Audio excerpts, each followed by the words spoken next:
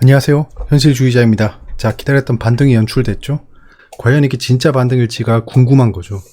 아직 진짜 반등인지는 모릅니다. 그건 아무도 알 수 없죠. 하지만 이걸 기다려 봐야 합니다.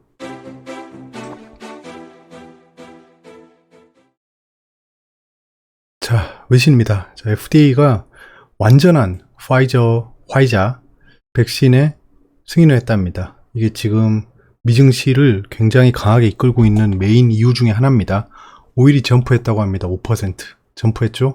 이것도 제가 봤을 땐 기술적 반등입니다. 달러가 약세를 보이니까 오일이 올라가고 있다는 얘기를 하고 있습니다. 한마디로 이유가 없다는 거죠.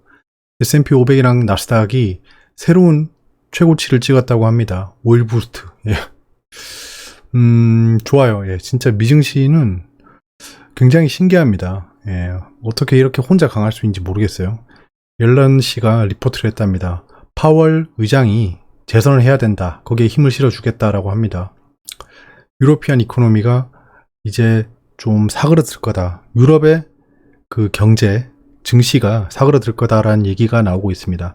분데스방크에서 경고를 했다고 하죠. 그게 지금 근거로 삼는 게 뭐냐면 유럽의 PMI 지수입니다. 예, 제조업 구매자 지수죠. 그 PMI 지수가 지속적으로 떨어질 거다. 고점을 찍고 떨어질 거다라는 얘기를 하고 있습니다. 현재 외신은 볼 게 없어요. 내신입니다. 삼성 메타버스 펀드 설정액이 500억 원을 넘어섰다. 메타버스에 대한 관심도가 올라가고 돈이 몰리고 있다는 얘기를 하고 있습니다. 삼성 메타버스 펀드니까 삼성 자산운용 매니저가 얘기하겠죠. 잘 구상했다라는 얘기를 하고 있습니다. 메타버스에 투자하고 싶으면 ETF를 투자하는 것도 방법입니다. 근데 그 ETF가 어떤 ETF를 선택해야 될지를 좀 많이 고민해 봐야겠죠. ETF는 빅 수익을 줄 수도 없겠지만 어차피 수수료랑 다 떼가잖아요. 어느 정도 손실은 막을 수 있습니다. 그 장점은 있는 것 같아요.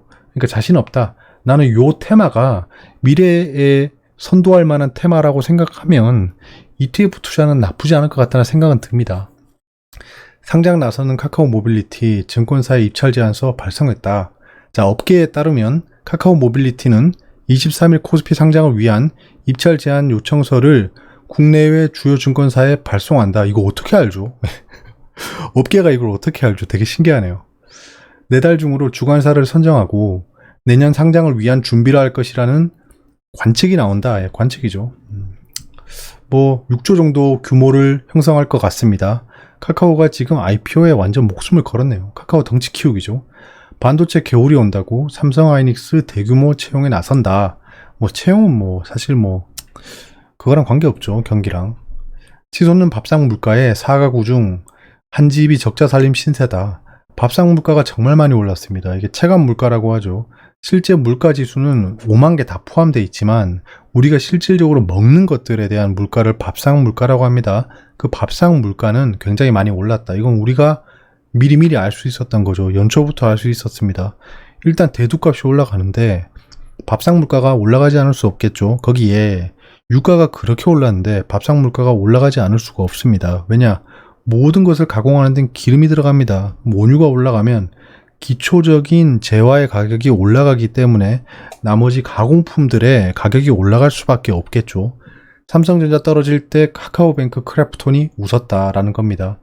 이 기사는 정말 짧은 구문만 보면 됩니다. 최근 2주간 코스피 대장주인 삼성전자의 하락으로 시장이 출렁였지만 카카오뱅크와 크래프톤 등과 같은 새내기주는 강세를 보였다. 사실이죠. 코스피 흐름을 따르던 새내기 주들이 이젠 시장을 반대 방향으로 역주행하고 있는 것이다. 일정 부분 사실이겠죠. 어두운 반도체 시장 전망에 외국인과 기관의 관심이 새로운 성장주로 향하고 있는 것으로 보인다. 이게 소설이죠. 예, 이게 기사의 핵심입니다. 사실을 열거해놓고 뒤에 본인이 의도하는 바를 쓰는 겁니다. 이게 딱 그런 게 보이는 거죠. 요 두 줄로 모든 게 다 파악이 되잖아요. 그러니까 신규 상장주가 좋으니까 얘들아 사라 라는 얘기를 하고 있는 겁니다. 전 크래프톤 나왔습니다. 예. 지금 어떻게 된지 모르겠어요. 크래프톤 제가 지금 추적을 하지 않고 있습니다. 또 다시 볼 거예요. 자, 오늘 경제 지표가 발표된 걸 보면 기존 주택 판매는 좋게 나왔습니다. 독일 제조업 구매 관리자 지수가 생각보다 좋지 않게 나왔죠. 영국의 구매 관리자 지수는 생각보다 좋지 않게 나올 것이라 예상되고 있었는데 안 좋게 나왔습니다. 지난번 제조업 구매 관리자 지수는 60.4를 찍었는데 이번에 60.1로 하락을 했죠. 그러니까 이게 0.3포인트밖에 하락하지 않았는데 뭐가 호들갑이냐라고 하지만 그 기업에 대한 논리도 똑같죠. 매출액이 조금 줄었더라도 매출액의 상승, 미분값이 줄어들었다는 게 되게 중요한 겁니다. 제조업이 꺾인다는 얘기겠죠. 아까 그래서 분데스방크도 유로존의 경기가 쿨될 거다, 식을 거다라고 얘기한 근거가 그런 거겠죠. 추세가 꺾이고 있다는 건 굉장히 무서운 거죠. 지금 미 증시가 새로운 신고가를 경신하고 있습니다. 미 댈러스의 연은 총재께서 비둘기 파적 발언을 했다는 거죠. 어떤 발언을 했냐? 델타 변이의 빠른 테이퍼링 제동 걸 수도 델타 변이가 발생해서 빠른 테이퍼링을 하고 싶었는데 제동이 걸릴 수도 있겠다라는 얘기를 하고 있습니다. 델타 변이가 언제 발생했죠, 여러분? 지금이 8월, 오늘이 며칠이죠? 제가 날짜도 모릅니다. 8월 24일입니다. 8월 24일인데 델타 변이에 대한 얘기를 하고 있어요. 자, 그러면 이분이 얼마 전에 무슨 얘기를 했냐? 8월 12일입니다. 연은 총재께서 얘기했죠. 10월 테이퍼링 시작을 공표해야 된다. 불과 12일 전입니다. 9월 회의에서 계획을 발표하고 10월에는 테이퍼링을 시작하는 쪽을 지지한다. 곧 경기 부양을 위한 가속장치에서 발을 떼는 게 좋다는 게 내 생각이다. 라고 말씀하셨던 분이 어찌된 것인지 11일 만에 생각이 바뀌었습니다. 델타 변이는 12일 전에 발생한 게 아님에도 불구하고 말이죠. 그래서 이런 말에 좌지우지 될 만한 시장은 아닙니다. 그러니까 기술적 반등, 수급적으로 유동성이 완화돼 있고 반발 매수세가 생각보다 많이 들어오고 있어서 상승하고 있는 걸 수도 있는데 굳이 미 댈러스 연은 총재가 비둘기파적인 발언을 했다라는 것에 이유를 찾고 있는 겁니다. 그러니까 너무 맹신하면 안 된다, 이런 것들을. 오늘은 기술적 반등 시점이었습니다. 일단 상승 그대로 즐기는 게 맞겠죠. 오늘 굉장히 큰 폭으로 다 상승했죠, 포트가.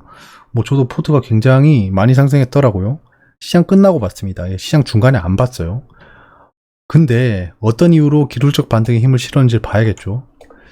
제가 지난주에 단기 저점으로 판단된다고 말씀드렸잖아요. 단기 저점으로 판단된다. 그러니까 반등이 나올 것이다 라고 생각을 했는 거죠. 왜냐하면 바닥 매수세가 유입 예상한다고 우리가 다들 예측했잖아요. 자, 코스피는 하락 다이버전스를 진행 중입니다. 요건 체크해 봐야 돼요. 고점이 올라가는데 그 보조지표의 고점은 낮아지고 있었습니다. 요 다이버전스를 무시는 하면 안 됩니다. 이게 뭔가 그냥 기술적 분석, 그냥 차트 놀이를 한다라고 생각할 수도 있지만 어찌되었건 프로그램적인 투자, 기계적인 투자를 하는 퀀트 투자자들은 이런 보조지표를 굉장히 중요시한다는 거예요. 이런 것들이 전부 다 변수에 들어간다는 거죠. 간단하게 최근에 악재가 사라졌는지 여부를 판단해 보면 되겠죠. 이 시장을 지속적으로 끌어올릴 만한 힘이 있는가를 보면 되는 것 같습니다. 요 세 가지였죠. 경기 회복이 예상보다 느리다. 그 탈레반의 아프가니스탄 리스크가 발생했다. 델타 변이가 확산되고 있다. 이 세 가지죠. 아직 사라지지 않았죠. 이 세 가지가. 결국에 호재는 없더라도 최소한 악재는 사라져야 합니다. 미연준 테이퍼링 시사했다는 얘기를 했죠. 물가 안정 목표치를 달성했다고 보고 있고 연내에 테이퍼링을 착수하겠다라고 시사했습니다. 즉 이 테이퍼링에 대한 건 테이퍼링 하지 않을 거야. 아까 미 댈러스 연은 총재가 빠른 테이퍼링에 제동을 걸 수도라고 했잖아요. 그게 테이퍼링 이슈가 없어지는 게 아니죠. 거기 빠른 테이퍼링에 제재를 걸 수도 이렇게 했잖아요. 그러니까 테이퍼링을 하는 건데 빠르게 하는 걸 좀 보류하겠다 이렇게 입장을 답보한 겁니다. 자, 테이퍼링 간단하게 말씀드리면 양적 완화를 늦추겠다는 겁니다. 속도를. 그러니까 막 돈을 회수하겠다 긴축이라는 게 아니에요.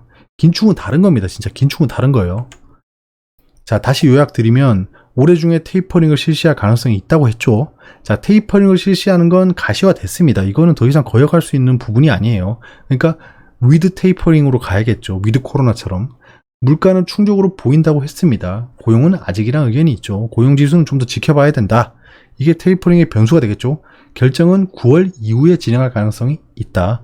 그러면 9월 잭슨홀 미팅에는 이런 얘기가 나오지 않을 수 있겠죠. 테이퍼링에 대한 언급은 할 겁니다. 파월 의장이 언급은 할 거지만 테이퍼링을 하겠다는 얘기는 안 나오겠다는 거죠. 더군다나 올해 안에 테이퍼링은 없다 이런 얘기도 하지 않을 겁니다. 자, 그러면 다시 한번 보시죠. 경기 회복이 예상보다 느리다에 대한 악재는 이 테이퍼링 이슈가 완화돼야 됩니다. 근데 어려워 보이죠. 예. 테이퍼링을 좀 늦추는 정도일 거예요. 그런 거로 시장을 가지고 놀 겁니다. 테이퍼링은 가시권에 들어왔다고 봐야 돼요. 그 다음에 탈레반, 아프가니스탄 리스크는 아직 미중 간 뚜렷한 움직임이 없죠. 해소되지 않았습니다. 델타 변이 확산 여부, 확진자가 감소하고 있고 화이자가 완전 승인을 했다라 세 번째 악재가 약간 사라지는 것처럼 보여집니다. 하지만 이거는 기존에 있던 백신에 대한 승인이고 델타 변이에 대한 얘기는 아니겠죠. 그러니까 세 번째 악재가 저는 진짜 악재라고 생각하지 않지만 현재 시장에 나와 있는 악재는 세 가지입니다. 근데 이 세 가지가 완전히 완화되지 않았다는 건 간단하게 알 수 있는 거죠. 경계는 극대화해야 된다고 생각합니다. 현재는 인버스를 투자하고 있고 나머지 종목은 들어가고 있지 않습니다. 관망하고 있는 거죠. 오늘도 아무것도 하지 않았습니다. 우리가 기다려야 할 것은 잭슨홀 미팅이 아닙니다.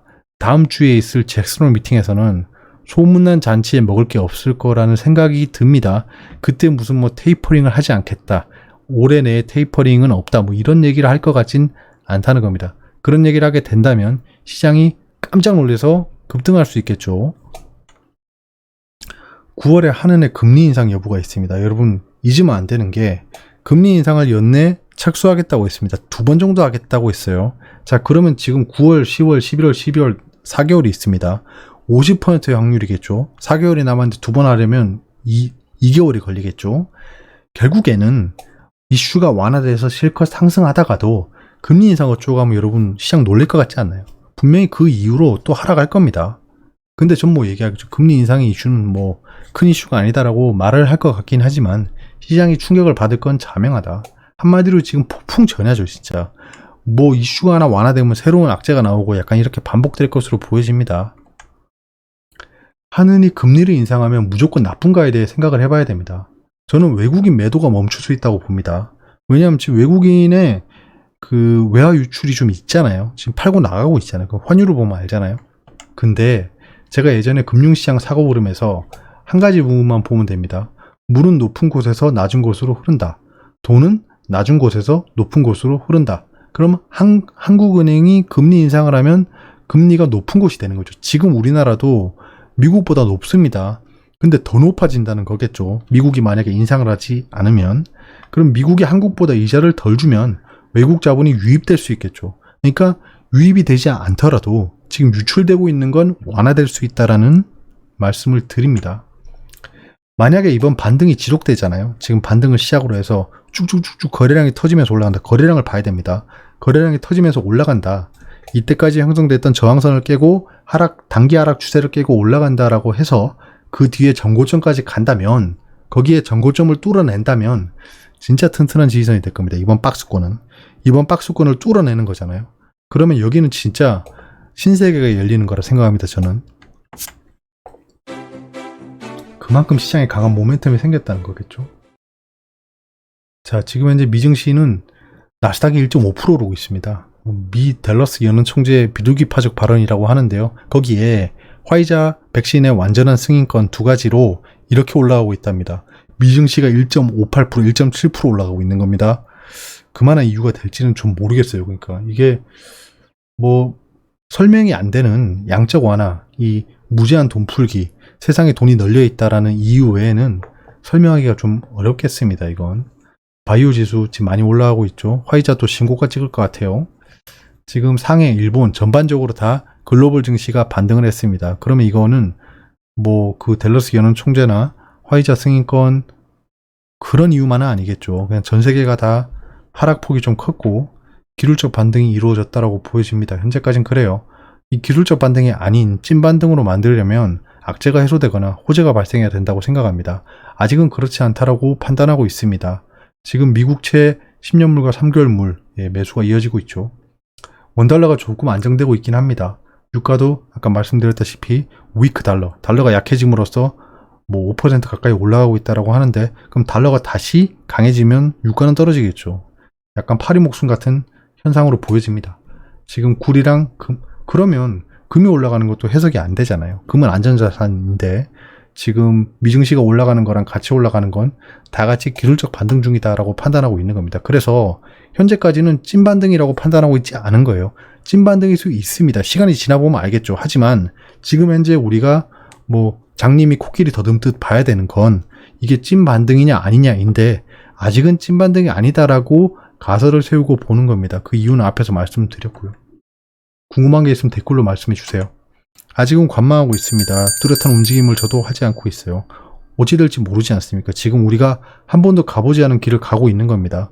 코스피 3000 뭐 예전엔 꿈의 지수 아니었나요? 3000 뚫을 때만 해도 제가 3000 뚫는다고 했을 때만 해도 저 양반은 꿈을 꾸는 양반이구나 라고 했는데 그 꿈이 현실이 되어 있습니다. 3000을 넘었고 코스닥 1000을 넘는다 라고 했는데 에헤이 저 양반 닷컴 버블을 모르네 라고 했지만 코스닥이 1000을 넘어 있습니다.